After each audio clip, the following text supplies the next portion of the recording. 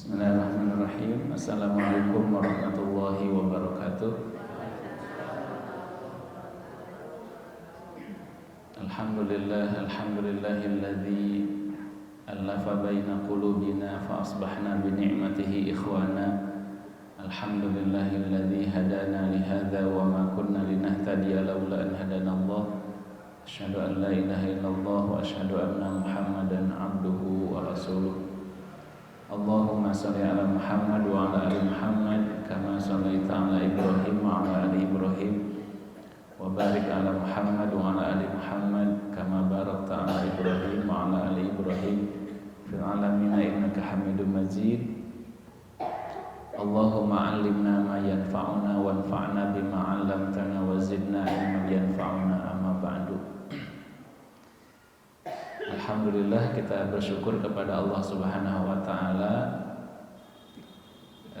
Pagi hari ini kita dikumpulkan di masjid yang insyaallah penuh barokah, Masjid Al-Musyawarah, dan tidak lupa kita meniatkan duduknya kita di sini untuk iktikaf, ya, iktikaf di masjid. Kemudian untuk menuntut ilmu, thalabul ilmi, sekaligus juga kita menunggu sholat zuhur, ya, karena barangkali nanti sampai zuhur kurang lebih. Jadi kita dapat banyak pahalanya, bersilaturahim juga.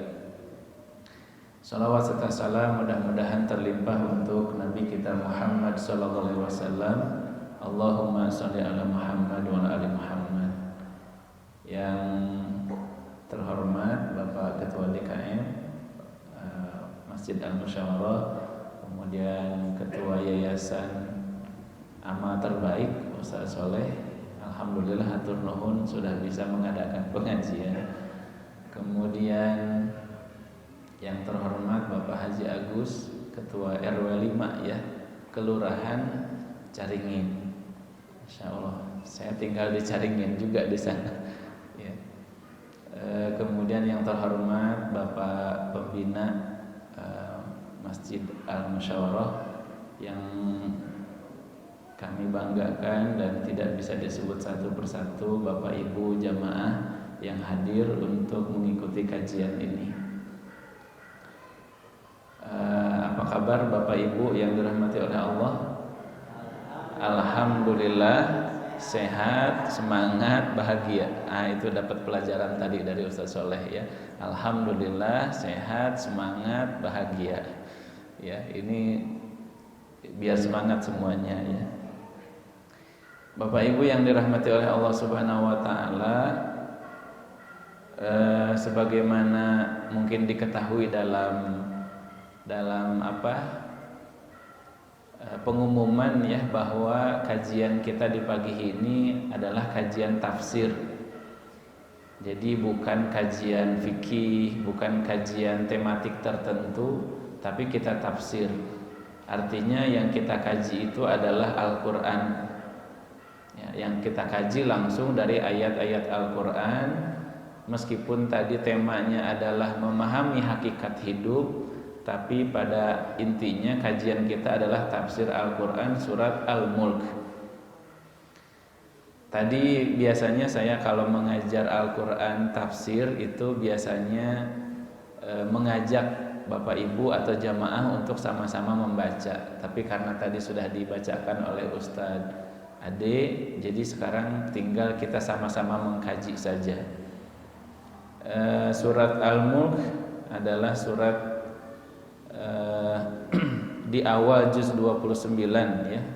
Di awal juz 29 yang tadi sudah dibacakan, yaitu surat yang ke-67. Surat ke-67 dalam Al-Qur'an ada di halaman 562. Jumlah ayatnya ada 30 ayat. 30 ayat.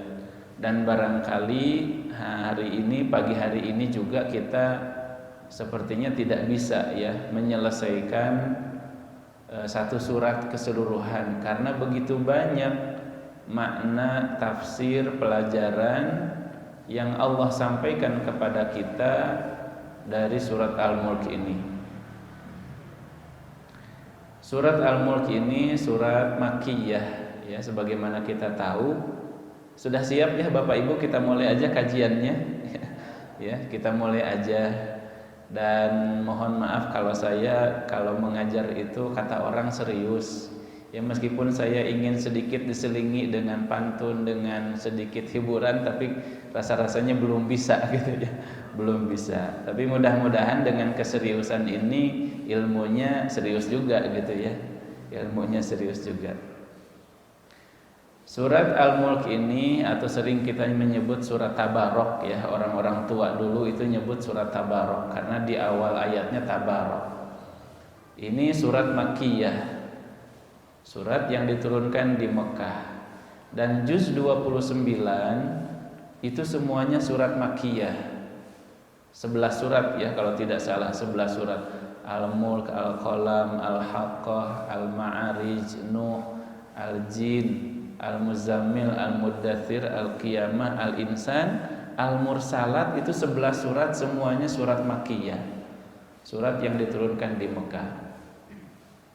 Kemudian surat Al-Mulk ini memiliki nama yang lain.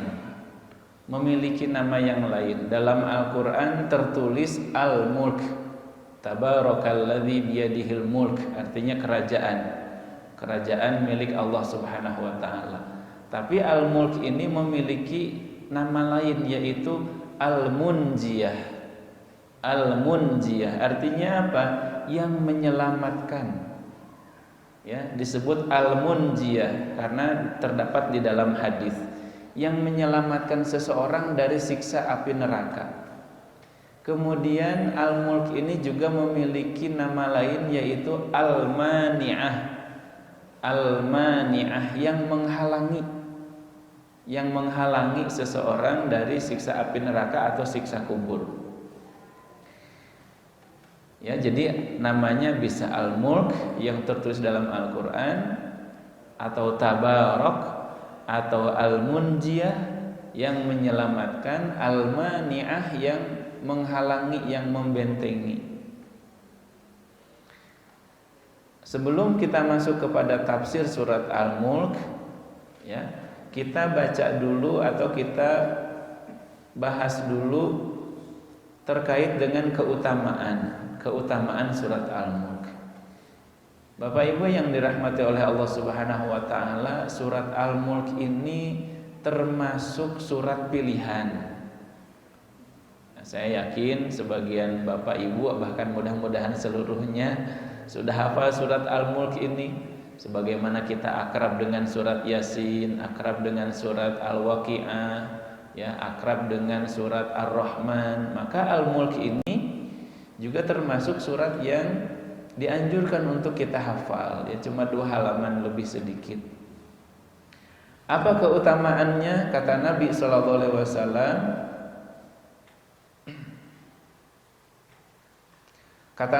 alaihi wasallam, sebagaimana tertulis di sini, inna suratan fil Qur'ani 30 ayah. Ada satu surat dalam Al-Quran 30 ayah, 30 ayat saja. Syafa'at li sahibiha, itu akan memberikan syafaat pertolongan li sahibiha.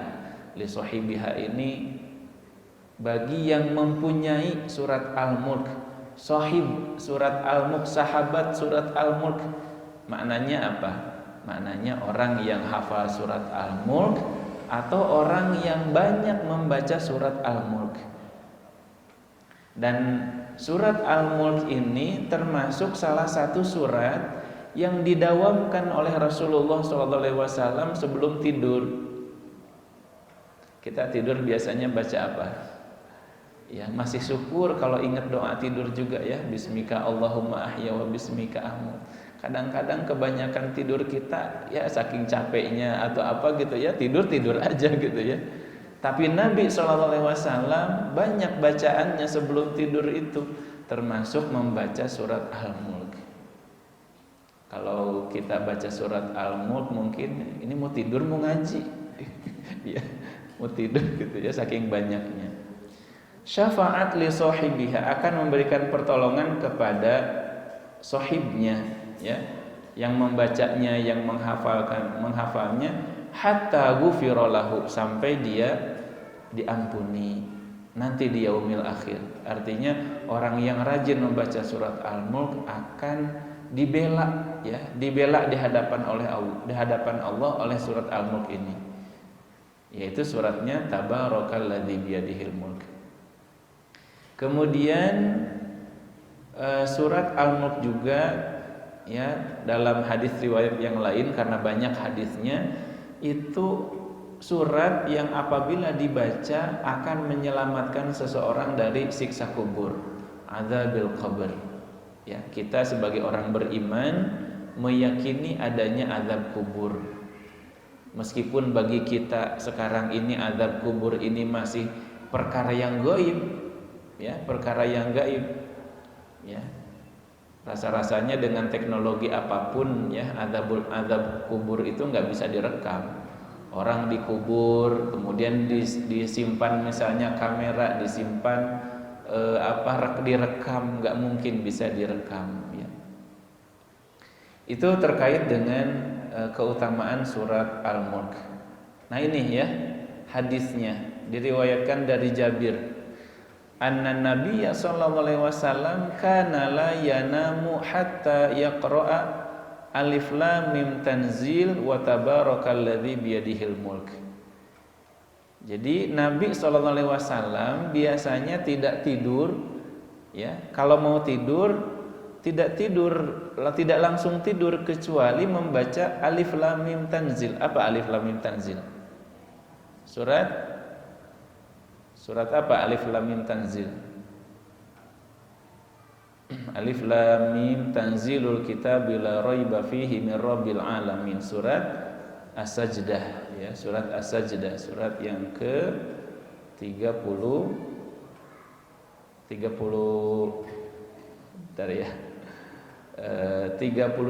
ya, surat yang ke-32. Kemudian surat Al-Mulk. Surat Al-Mulk. Jadi Nabi itu baca 2 surat, As-Sajdah 3 halaman, Al-Mulk 2 halaman lebih, jadi 5 halaman. Baik, kita masuk kepada tafsir surat Al-Mulk. Bismillahirrahmanirrahim. Tabarakalladzi biyadihil mulku wa huwa ala kulli syai'in qadir. Tabarak, ya, bagi Allah tabarak ini bukan berkah, tapi maha suci Allah, maha tinggi Allah, maha mulia, maha agung Allah. Tabarakalladzi biyadihil mulku, yang dalam genggaman Allah itu kerajaan. Jadi raja-raja sekarang yang ada di bumi, yang ada di dunia, itu tidak ada apa-apanya di hadapan Allah. Di yaumil akhir nanti akan dikatakan kepada manusia, limanil mulkul yaum. Hari ini kerajaan ini punya siapa? Lillahil wahidil qahar. Ya, bahwa hari kiamat itu kerajaan hanya milik Allah Subhanahu wa taala. Ya, sekarang para penguasa, para pemimpin, apalagi yang zalim, itu hanya mengaku-ngaku saja punya ini, punya itu, kekuasaannya seluas ini, seluas itu. Dia sudah meninggal, selesai. Makanya di yaumil akhir nanti limanil mulkul yaum, untuk siapa, punya siapa kerajaan hari ini? Lillahil wahidil qahar. Kepunyaan Allah Subhanahu wa taala yang Maha Esa, ya, yang Maha Perkasa. Wa huwa ala kulli syai'in qadir, dan Allah Maha Kuasa atas segala sesuatu.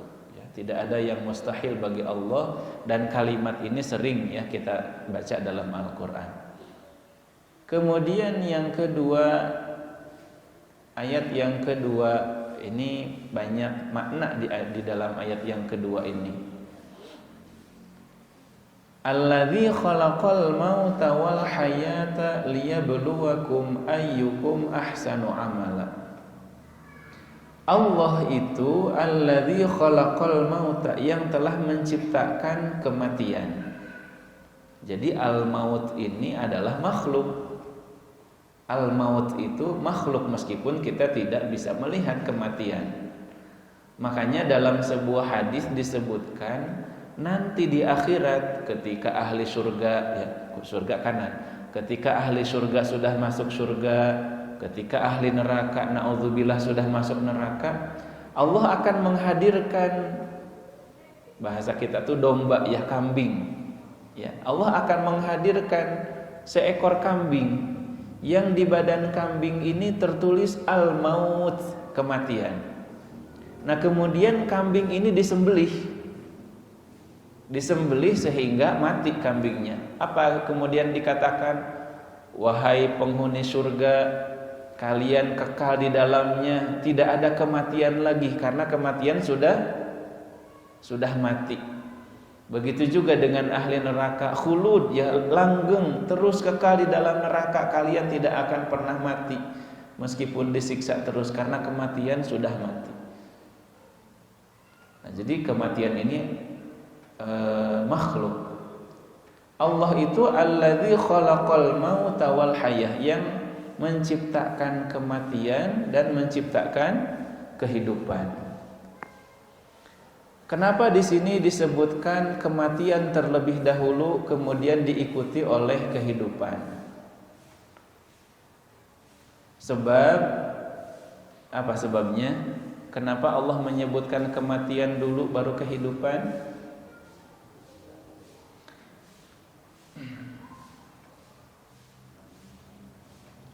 Karena dua hal. Karena Allah menciptakan kematian terlebih dahulu baru kehidupan. Ya.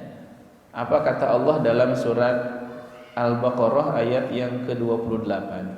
Kaifa takfuruna billahi wa kuntum, lanjutkan, wa kuntum amwatan fa ahyakum tsumma yumitukum tsumma yuhyikum tsumma ilaihi turja'un. Jadi Allah itu menciptakan kalian, menciptakan kita semua dahulu kala sebelum ada itu. Jadi manusia sebelum ada Allah menyebutkannya sebagai kematian. Fa ahyakum, kemudian kalian hidup di dunia ini. Tsumma yumitukum, kemudian nanti kalian akan dimatikan. Baik dimatikannya itu karena ajalnya sudah datang, atau misalnya kematian itu karena hari kiamat. Tsumma yuhyikum, kemudian kalian akan dihidupkan. Jadi dari ayat ini manusia mati berapa kali? Kita itu mati berapa kali? 2 kali. Dan hidup juga 2 kali. Ya mungkin kalau dibahas nanti alam rahim, alam azali, itu mungkin lain lagi ya. Tapi dari ayat ini manusia itu mati 2 kali dan hidup 2 kali. Sebelum kita dihidupkan oleh Allah, Allah menyebutnya sebuah kematian. Kemudian kita nanti apabila ajal sudah datang, itu juga mati. Dan kehidupan kita 2 kali di dunia dan juga nanti di akhirat yang kekal. Nah, jadi kenapa Allah menyebutkan kematian dulu? Karena memang ya Allah menciptakan kematian dulu sebelum kehidupan. Nah, kemudian yang kedua, makna dari ayat ini, kenapa Allah menyebutkan kematian terlebih dahulu? Ini pelajarannya supaya kita lebih memperhatikan ya kehidupan setelah mati, ya, memperhatikan kematian daripada kehidupan. Biasanya kan kita ya secara umum lah ya, manusia yang difikirkan setiap hari apa? Menghidupi anak-anak, ya menghidupi perusahaan, menghidupkan bisnis ya. Jadi fokus kita itu bagaimana ini hidup, ini tumbuh, kita sehat dan sebagainya. Tetapi dari ayat ini dan juga dari ayat-ayat yang lain, sebuah isyarat agar kita itu lebih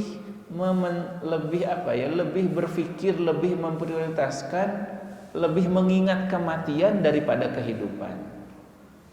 Orang kalau ingat kematian, insya Allah hidupnya akan baik, akan diridhoi oleh Allah. Kebanyakan perbuatan dosa, kebanyakan perbuatan maksiat, kebanyakan pelanggaran terhadap syariat Allah, yaitu apabila seseorang jauh dari mengingat mati, ya. Orang kalau ingat mati, insya Allah dia sholat, ya, dia beribadah, dia meninggalkan yang haram, ya. Ya. Jadi itu ya makna dibalik ayat ini. Alladzi khalaqal mauta wal hayata liyabluwakum ayyukum ahsanu amala. Nah, ternyata tadi yang disebutkan oleh ketua yayasan, ya, dan juga menjadi tema kajian kita hari ini, bahwa kehidupan kita itu adalah liyabluwakum ayyukum ahsanu amala. Allah itu menjadikan kita hidup di dunia untuk diuji. Kapan mulai ujiannya? Ujian manusia sejak kapan? Sejak akil baligh. Sejak akil baligh mulai ditulis pahala dan dosanya sampai kapan? Ya, sampai ajal menjemput, ya, sampai ajal menjemput. Ini ujian yang paling panjang. Jadi jangan lupa setiap hari itu kita merasa sedang dites oleh Allah, diuji oleh Allah.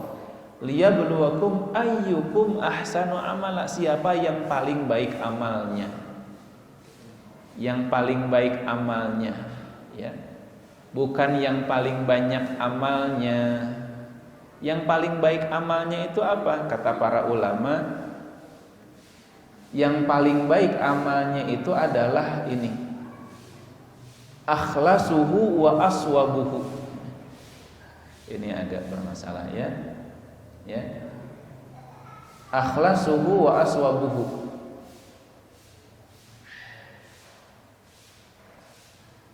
Ya.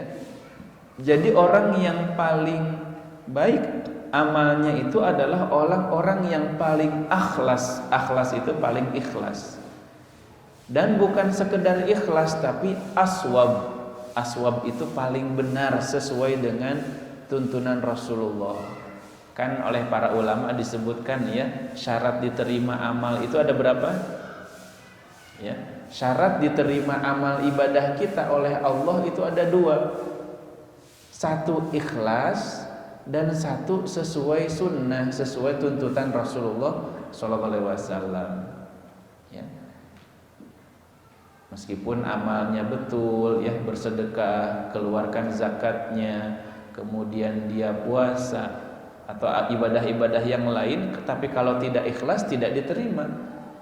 Begitu juga orang ikhlas, misalnya sholat subuh tapi 3 rakaat, ya, tidak diterima juga.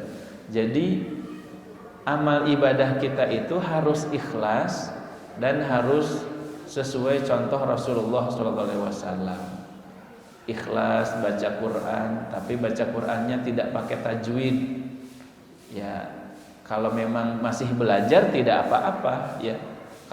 Kalau salah baca Quran karena memang masih belajar tidak apa-apa, tapi harus belajar bagaimana baca Al-Quran yang betul.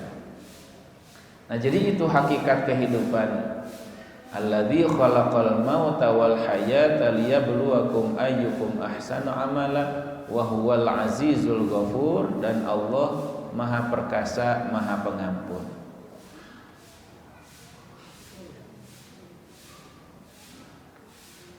Kemudian Allah juga, ini tentang Allah Subhanahu wa taala, ya. Setelah tadi Allah menyebutkan Allah menciptakan kematian dan kehidupan, ini juga Allah Subhanahu wa taala menyebutkan tentang ciptaannya. Masih siap, ya, Bapak Ibu? Satu ayat aja sudah panjang tadi, ya. Satu ayat saja sudah panjang. Jadi, dan biasanya kalau kajian tafsir itu, ya, paling sekali pertemuan misalnya 10 ayat. Satu halaman itu udah banyak, ya. Bahkan banyak, ya. Nabi SAW saja pernah qiyamul lail. Ya, qiyamul lail hanya mengulang-ulang satu ayat, ya. Dalam surat Al-Maidah, in tu'adzibhum fa innahum ibaduk wa in taghfir lahum fa innaka antal azizul hakim. Nabi SAW pernah qiyamul lail mengulang-ulang satu ayat. Bukan Nabi tidak hafal Quran, bukan, karena tadabbur.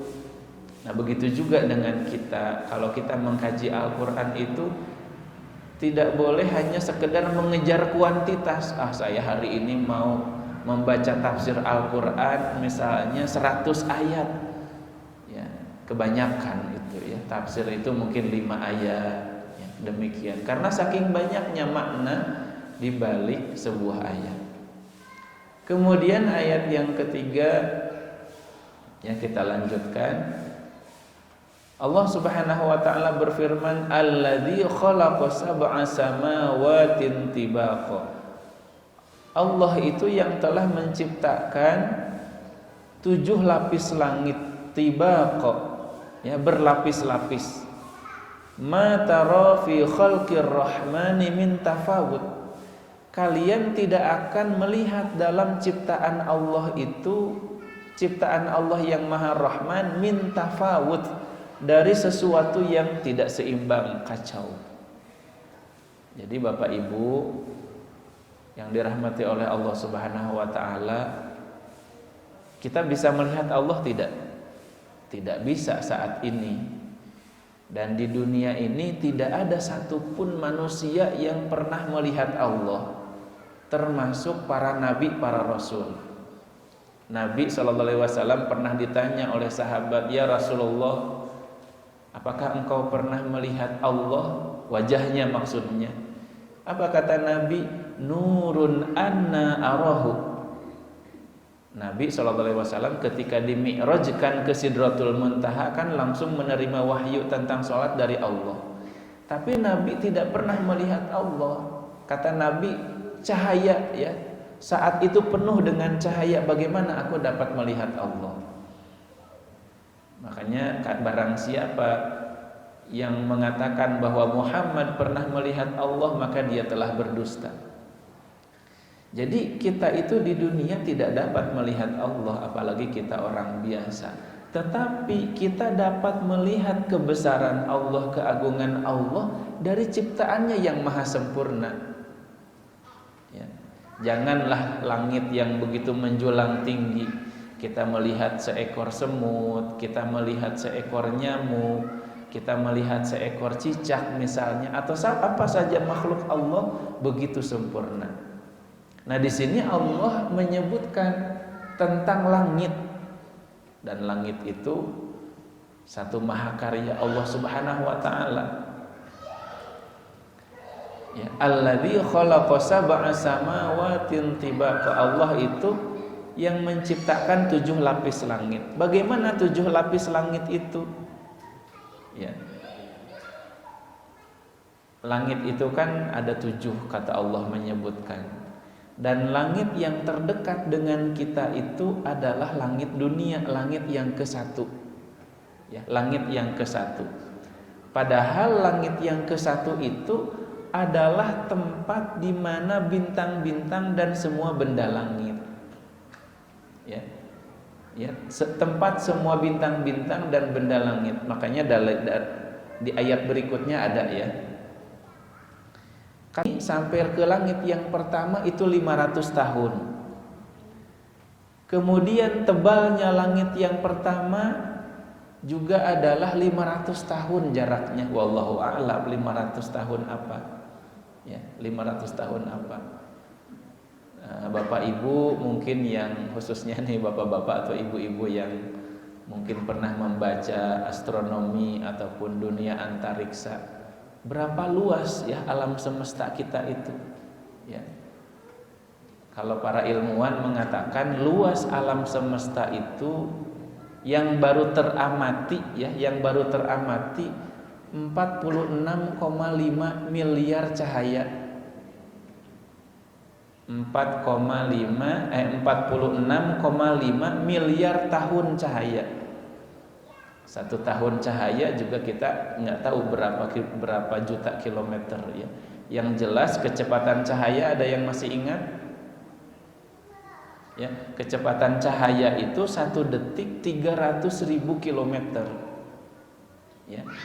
1 detik cahaya itu 300.000 kilometer. Ini jarak antara bumi, ya, luas alam semesta yang sudah teramati itu 46,5 miliar tahun cahaya. Nah, ini mungkin pelajaran astronomi lah ya. Tapi begitu maha luas ya. Bumi itu di alam semesta hanya sebesar debu saja. Hanya debu saja. Ma tara fi khalqir rahmani min tafawut. Kamu tidak akan melihat dalam ciptaan Allah itu yang tidak seimbang, yang cacat, yang robek, ya, yang ada celaknya. Beda dengan ciptaan manusia. Ciptaan manusia membuat misalnya mobil, ya, versi pertama, kemudian ada cacat ditarik, ya. Kemudian keluar lagi versi berikutnya, ada cacat ditarik lagi, ya. Manusia itu, tapi kalau Allah Subhanahu wa taala menciptakan, ya, maha sempurna, tidak ada cacat, ya, tidak ada cacat. Farji'il basara hal tara min futur. Maka lihatlah berulang-ulang, apakah kalian melihat sesuatu yang tidak seimbang?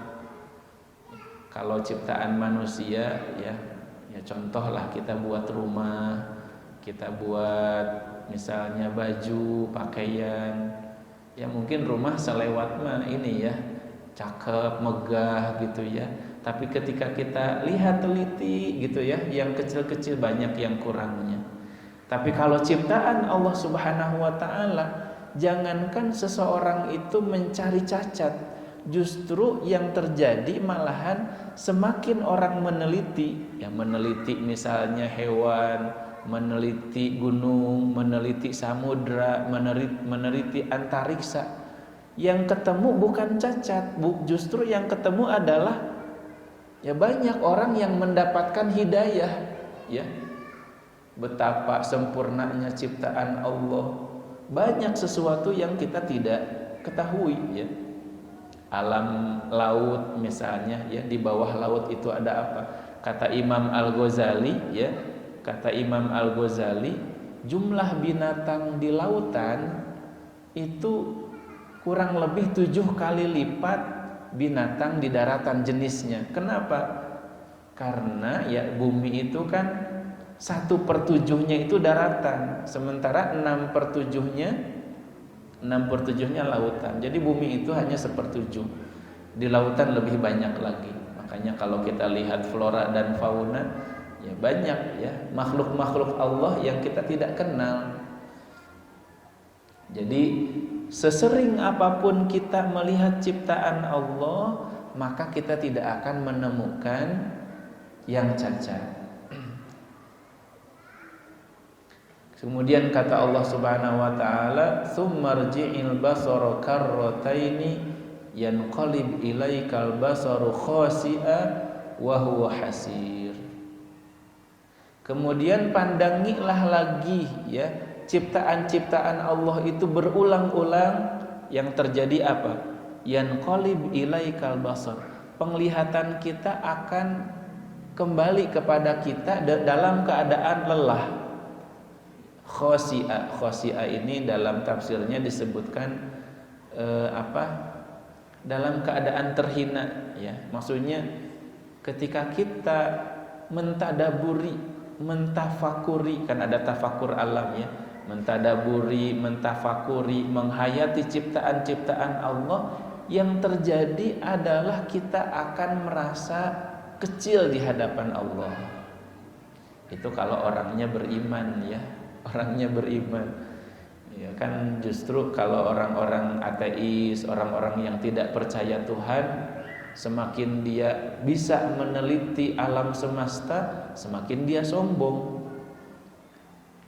Nah, sesuatu yang tidak saya dapatkan, bahkan juga mungkin Bapak Ibu tidak dapatkan ketika di sekolah dulu kita belajar biologi, kita belajar misalnya geografi, kita belajar astronomi, sangat sedikit dari guru-guru kita ya yang mengaitkan kesempurnaan alam semesta, kemegahan alam semesta dengan kekuasaan Allah. Ya, jarang-jarang ada guru yang demikian. Mungkin ya khususnya di ini ya, di sekolah-sekolah umum. Tapi kalau di pesantren-pesantren insya Allah. Jadi seharusnya semakin orang meneliti keindahan alam semesta, kemegahan alam semesta, ya, itu semakin mendekatkan kepada Allah Subhanahu wa taala. Ya, yanqalib ilaikal basaru khasi'aw wa huwa hasir. Ya, yang ada malah kita jadi lelah, ya, jadi payah. Nah, ini yang tadi yang sempat saya sampaikan, ayat yang kelima. Allah dengan jelas-jelas di sini mengatakan walaqad zayyana as-samaa'a dunya bimasabiha wa ja'alnaha rujuman lisyayatin. Dan sungguh kami telah menghiasi langit dunia itu bimasabih, dengan masabih itu kalau misbah artinya apa? Lampu, ya. Misbah itu bahasa Arabnya lampu. Masabih, lampu-lampu. Tapi yang dimaksud di sini Allah telah menghiasi langit itu dengan bintang-bintang, ya, bintang-bintang. Dan Allah dengan jelas menyebutkan zayyana sama'ad dunya, ya, langit dunia. Langit dunia ini ya langit kita sekarang ini, dan dalam bahasa Arab dunia itu artinya apa? Dalam bahasa Arab. Dalam bahasa Arab dunia itu dekat, ya, dekat, yang dekat. Ya. Dalam surat Al-Anfal apa kata Allah Subhanahu wa taala? Idz antum bil udwati dunya wa hum bil udwatil quswa. Ini ketika peristiwa perang Badar, ya. Idz antum bil udwati dunya, ketika engkau berada dalam posisi yang dekat dan mereka berada dalam posisi yang jauh. Jadi dalam bahasa Arab dunia itu artinya dekat. Ya. Jadi Allah menyebutkan bahwa bintang-bintang itu semuanya berada di kolong langit dunia. Ya, Masya Allah, langit dunia saja luasnya sedemikian besar, ya, sedemikian luas. Bagaimana lagi dengan langit yang di atasnya, langit yang kedua, langit yang ketiga. Wa ja'alnaha rujuman lisyayatin, dan Allah menjadikan sebagian dari bintang-bintang itu untuk melempar setan, melempar para setan. Makanya Bapak Ibu yang dirahmati oleh Allah, kata para ulama, bintang itu fungsinya 3. Ya, manfaat bintang itu 3. Salah, ya, mungkin selebihnya mungkin banyak manfaat yang lain, tapi yang disebutkan oleh ulama di sini, ulama tafsir, Imam Qatadah namanya, ya. Imam Qatadah mengatakan bintang itu diciptakan untuk 3 tujuan. Bintang diciptakan untuk 3 tujuan. Yang pertama, zinatun lis-sama, untuk sebagai hiasan langit. Hiasan langit. Warujuman lisyayatin, dan bintang itu diciptakan untuk menjadi alat pelempar bagi setan-setan. Ya, kenapa setan itu dilempar? Kalau kita membaca tafsir surat Al-Jin, ya, membaca tafsir surat Al-Jin, ya, di juz 29 juga Allah menyebutkan bahwa setan-setan atau jin itu sebelum diutusnya Nabi SAW itu biasa duduk-duduk di langit. Untuk apa? Untuk mencuri dengar pembicaraan penduduk langit, yaitu malaikat. Tapi begitu Nabi SAW diutus, maka setan-setan itu tidak lagi dapat duduk-duduk di langit, ya. Karena setelah Nabi SAW diutus, setan itu kalau mau duduk mencuri dengar di langit langsung dilempar oleh rujuma, oleh syuhub, ya, oleh bintang-bintang yang dilempar. Jadi tidak lagi bisa mencuri dengar. Makanya kan setan atau jin itu kerjasamanya dengan siapa kalau di bumi? Dengan para tukang dukun ya. Kenapa dukun itu zaman dulu ya? Atau zaman sekarang juga masih ada ya, orang kehilangan motor, nanyanya ke siapa? Mbah dukun, saya hilang motor, tolong cari. Nah itu dia kerjasama dengan jin ya, karena jin itu kan tidak terbatas waktu dengan tempat ya, dia bisa kemana-mana. Jadi kedua, bintang-bintang itu digunakan fungsinya untuk melempar jin. Dan yang ketiga, kata ulama tafsir, kata Imam Qatadah, bintang itu wa alamatun yuhtada biha. Bintang itu digunakan untuk menjadi petunjuk arah bagi para nelayan dulu ya, zaman dulu sebelum ada mungkin kompas, sebelum ada sekarang kan apa? Pakai Google Map ya. Pakai Google Map itu sangat membantu sekali ya. Tapi zaman dulu orang kalau berlayar di lautan atau dia misalnya melakukan perjalanan di gurun pasir, maka dia akan menjadikan bintang itu sebagai penunjuk arah. Jadi tiga ya. Zinatun lisama, bintang itu untuk menjadi hiasan langit. Rujuman lisyayatin, untuk menjadi pelempar setan-setan ya, dilempar bintang itu. Dan yang ketiga adalah untuk menjadi penanda arah ya bagi mereka yang melakukan safar. Nah ini ya, Imam Qatadah menyebutkan, innama khuliqa hadhihi nujumu li thalathi khisalin. Bintang-bintang itu diciptakan untuk tiga fungsi ya, yang tadi disebutkan. Bisa diteruskan Bapak Ibu? Masih ya? Ya, masih, mudah-mudahan masih kuat. Baik, kita teruskan ke ayat yang ke-6. Walilladzina kafaru birabbihim adzabu jahannam wa bi'sal masir. Walilladzina kafaru, dan bagi orang-orang kafir. Kafir kepada siapa? Kafir kepada Allah Subhanahu wa taala, ingkar kepada Allah. Apa yang Allah siapkan untuk mereka? Adzabu jahannam. Allah telah menyiapkan siksa neraka jahanam, naudzubillah, wa bi'sal masir, dan seburuk-buruk tempat kembali ya. Jahanam seburuk-buruk tempat kembali. Yang jahanam itu seperti apa? Yang jahanam itu seperti apa? Idza ulqu fiha sami'u laha syahiqa.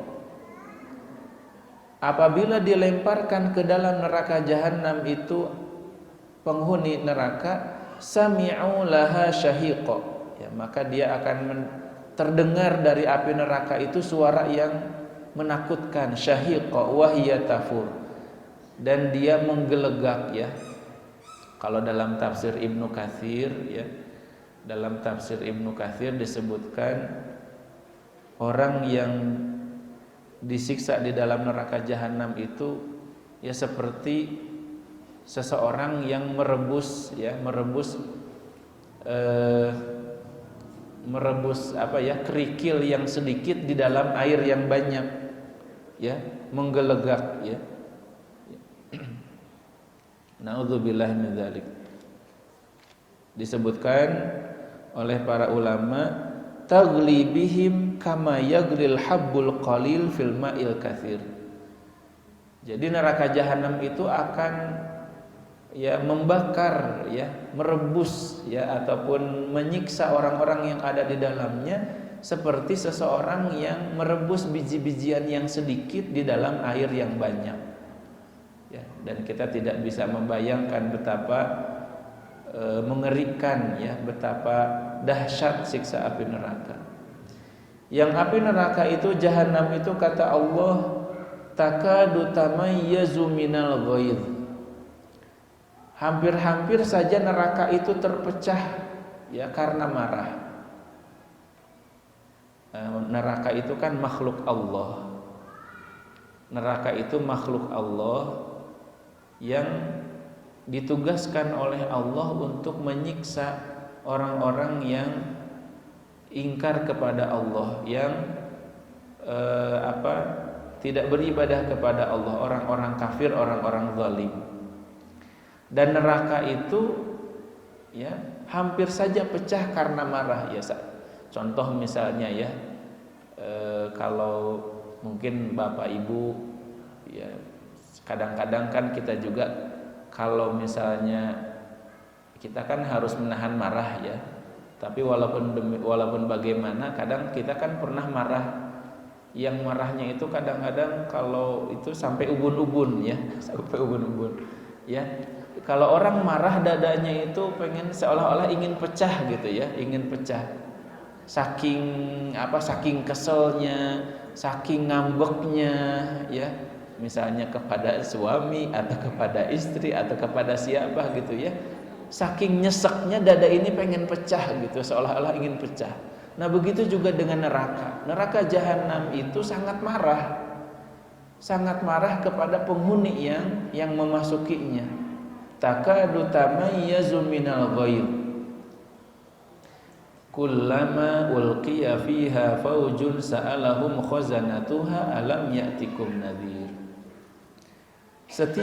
Setiap dilemparkan ke dalam neraka jahanam itu sekumpulan orang-orang kafir, maka penjaga neraka itu mengatakan alam ya'tikum nadhir.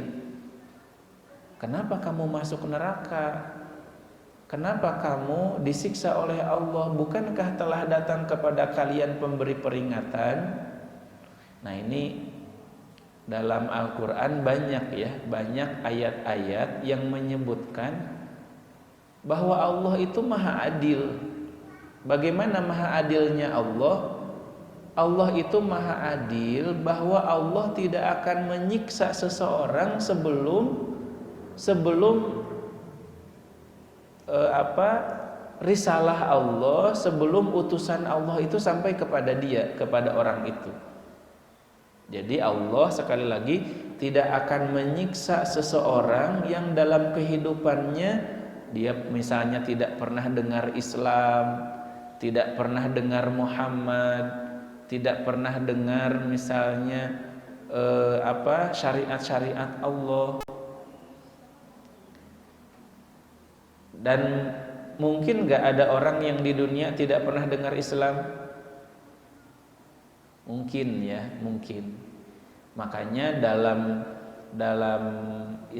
sejarah manusia itu ada yang disebut ahlul fatrah. Ahlul fatrah. Apa itu ahlul fatrah? Ahlul fatrah itu adalah manusia-manusia yang hidup di zaman setelah wafatnya Nabi Isa sampai kelahiran Nabi Muhammad SAW, kurang lebih 500 tahun.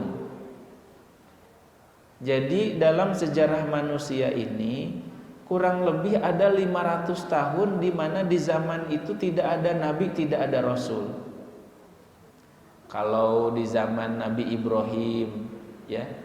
Jadi kalau di zaman sebelum Nabi Isa ya, di zaman sebelum Nabi Isa Allah tidak mewafatkan seorang nabi kecuali langsung muncul nabi berikutnya. Bahkan bisa jadi dalam satu zaman nabi-nabi itu beberapa. Di zaman Nabi Ibrahim ada siapa? Ada Nabi Ibrahim, ada Nabi Ismail, ada Nabi Ishak, ada Nabi Lut. Nabi Lut itu keponakan dari bukan keponakan ya. Nabi Lut itu ya keponakan Nabi Ibrahim. Nabi Lut itu keponakan Nabi Ibrahim. Nah, jadi dalam satu zaman bisa ada 2 atau 3, 4 nabi. Di zaman Nabi Musa ada Nabi Harun ya. Tapi setelah Nabi Isa alaihissalam wafat, Allah tidak mengutus seorang nabi pun. Baru Allah mengutus nabi dengan kemunculan Muhammad sallallahu alaihi wasallam. Makanya 500 tahun ini disebut zaman fatrah, di zaman kekosongan nabi, kekosongan rasul. Nah, ahlul fatrah ini ya. Tadi kembali apa? Ini ngajinya sedikit-sedikit ya. Tadi kan dikatakan bahwa Allah tidak akan menyiksa seorang manusia atau suatu kaum sampai datang kepadanya risalah, peringatan dari Allah. Nah, pertanyaannya, mungkinkah ada orang yang hidup di dunia tidak pernah mendengar nama Muhammad, tidak pernah mendengar Islam? Mungkin saja. Dan orang-orang seperti ini tidak akan disiksa oleh Allah. Wa ma kunna mu'adzibina hatta nab'atsa rasula. Kami tidak akan menyiksa seseorang atau suatu kaum sampai mengutus kepadanya rasul. Jadi seandainya, misalnya ya, seandainya ada orang hidup di zaman modern sekarang, tapi dia hidup sangat-sangat terpencil di kutub utara, di kutub selatan, sama sekali tidak pernah mendengar Islam, maka dia di akhirat menjadi apa? Di akhirat menjadi ashabul a'raf. Ashabul a'raf itu. Apa itu ashabul a'raf? Ashabul a'raf itu orang yang tidak masuk surga juga tidak masuk neraka, tapi di suatu tempat, bukan surga bukan neraka. Yang kata para ulama, ashabul a'raf ini juga nanti dengan rahmat Allah akan menjadi ahli surga. Siapa saja ashabul a'raf itu? Satu tadi, orang yang tidak sampai kepadanya Islam, orang yang hidup antara wafatnya Nabi Isa sampai kemunculan Nabi Muhammad, tidak pernah dengar Islam. Termasuk bayi-bayi dari orang kafir yang meninggal waktu bayi. Anak-anak orang kafir yang meninggal waktu masih bayi. Kalau bayi itu tidak melihat siapa orang tuanya. Kullu mauludin yuladu 'alal fitrah. Setiap anak itu terlahir dalam keadaan fitrah, artinya dalam keadaan muslim, meskipun orang tuanya kafir. Jadi anak selama belum balik, misalnya meninggal usia 5 tahun, 6 tahun, kan belum balik meskipun orang tuanya kafir, dia menjadi ashabul a'raf tadi. Bayi-bayi orang kafir atau anak-anak orang kafir yang meninggal ketika masih kecil. Nah, jadi kembali kepada ayat yang ke-8 ini, setiap ahli neraka yang masuk ke dalam neraka, kalau berkata bahasa Sunda maya apa nggak tahu ya, saya juga suka lupa. Di apa ya? Kenapa kamu kok masuk neraka? Bukankah kamu sudah sampai kepadamu pemberi peringatan? Ya, kalau zaman sekarang mah berarti Bapak Ibu, kalau zaman dulu mah kan yang memberi peringatan itu siapa? Para nabi, para rasul. Sekarang ada nabi dan rasul enggak? Yang enggak ada sekarang mah ya. Yang ada apa? Warasatul anbiya, pewaris para nabi, para ulama. Jadi kata malaikat itu, kenapa kamu dulu tidak dengar ada banyak ulama, ada banyak orang-orang soleh, ada banyak orang-orang dai yang menyeru kepada Islam, kenapa kamu tidak ikuti? Istilah nama disalah-salahin, kenapa kamu masuk neraka? Nah, kemudian apa jawaban ya? Apa jawaban dari orang yang masuk neraka tersebut? Qalu bala qad ja'ana nadhir. Betul, sudah ada datang pemberi peringatan, ada rasul yang datang, ada ustadz yang mengajar, ada ulama yang berdakwah. Betul. Tapi apa yang mereka lakukan? Fakadzabna, kami mendustakan. Tidak mau mengikuti, tidak mau mendengar, tidak mau belajar. Wa qulna ma nazzalallahu min syai', dan kami mengatakan Allah itu tidak menurunkan sesuatu ya, dia tidak percaya Al-Qur'an. In antum illa fi dhalalin kabir ya, kalian tidak lain hanyalah dalam kesesatan yang besar.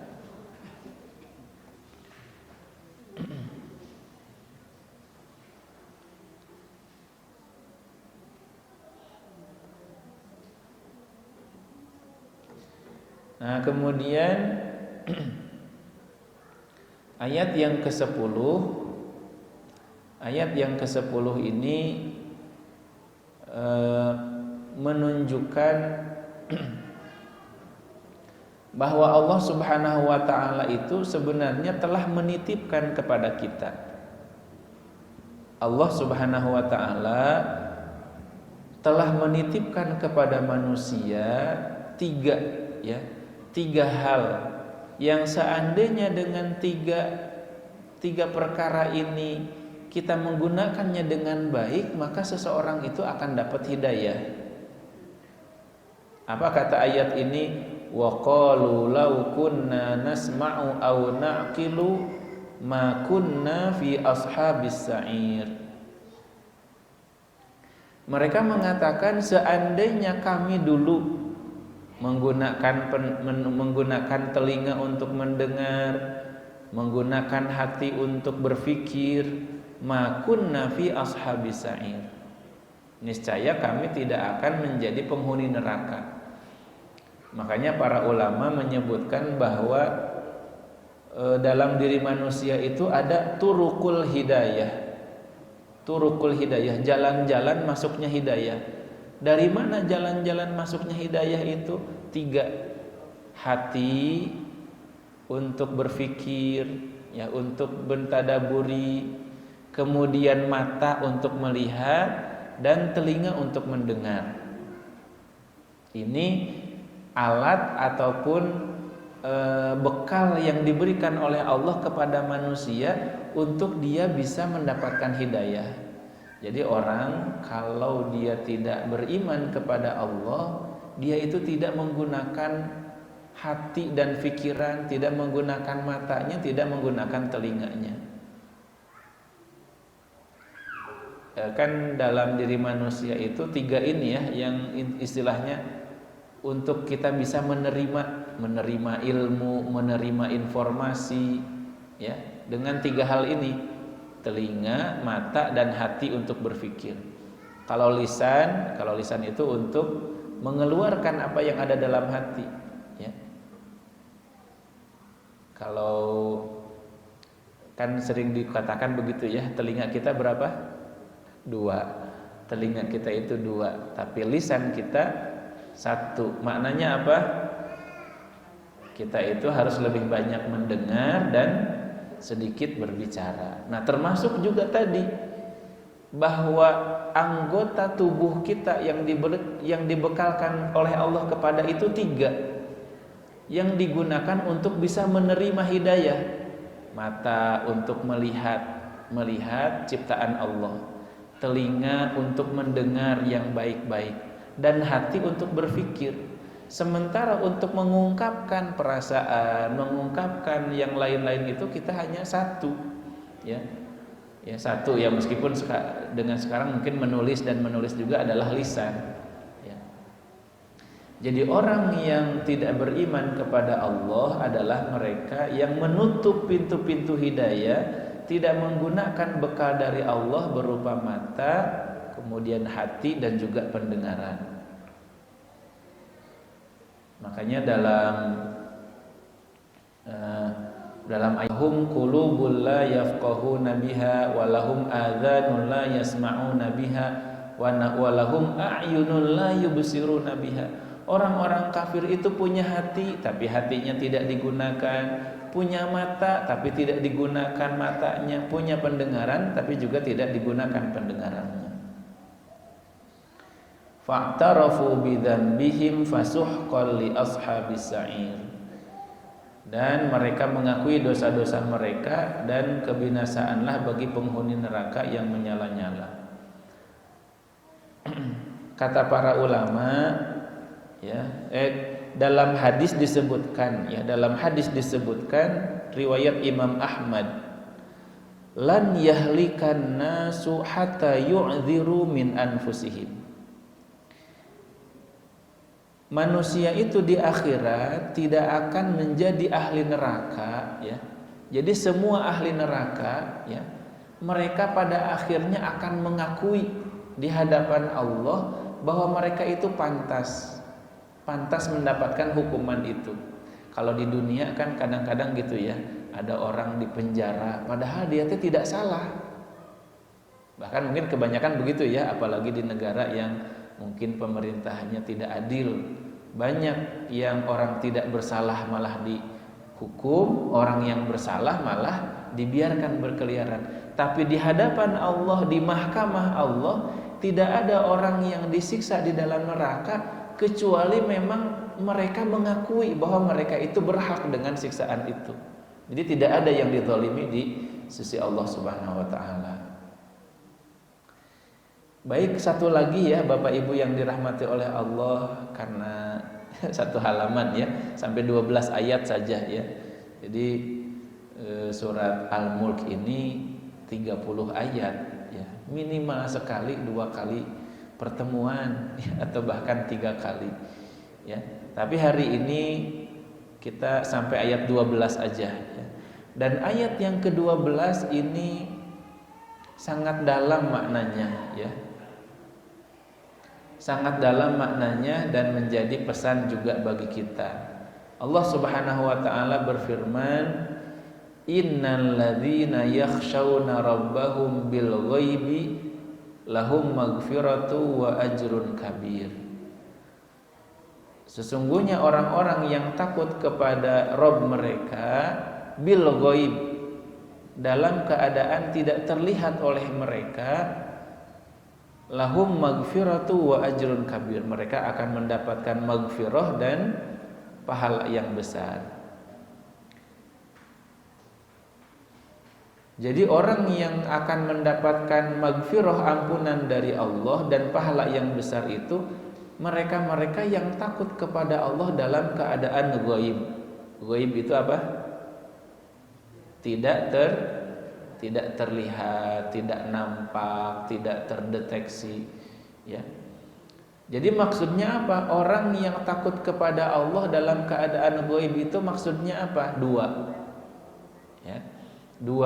Yang pertama, orang beriman itu adalah mereka yang takut kepada Allah meskipun Allah itu ghaib, tidak terlihat. Makanya Nabi SAW ketika ditanya oleh Jibril, mal ihsan, apa itu ihsan? An ta'budallaha ka'annaka tarahu, fa illam takun tarahu fa innahu yaraka. Ihsan itu kita menyembah Allah meskipun kita tidak bisa melihat Allah. Ya kan tadi disampaikan ya bahwa kita itu di dunia tidak bisa melihat Allah. Dan namanya beriman, ya namanya beriman, iman itu adalah yakin kepada sesuatu yang tidak kelihatan, yang gaib.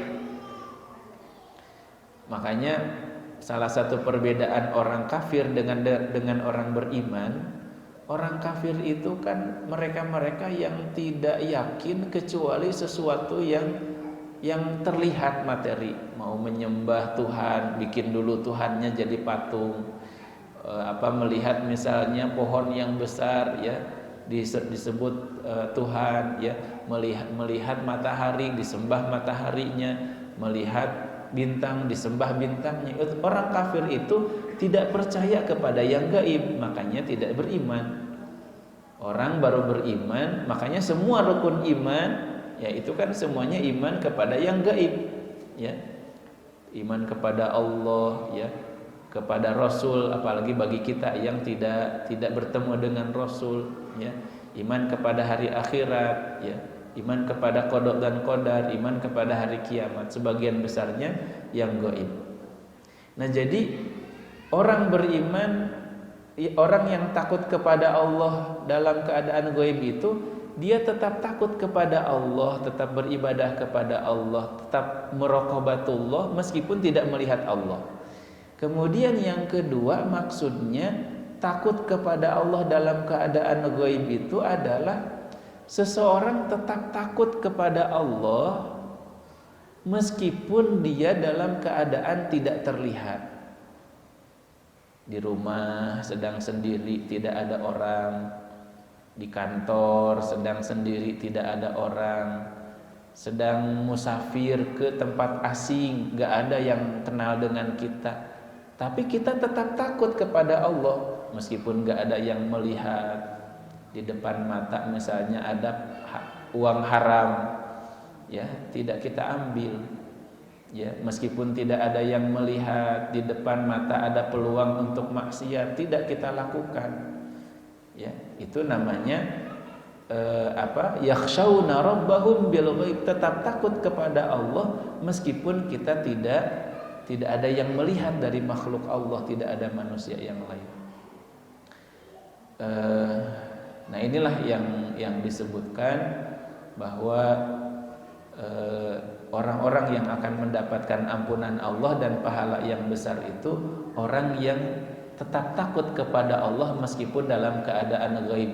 Ghaib tidak bisa melihat Allah, dan juga ghaib dalam arti dia itu tidak ada yang melihat, ya. Tidak ada yang melihat.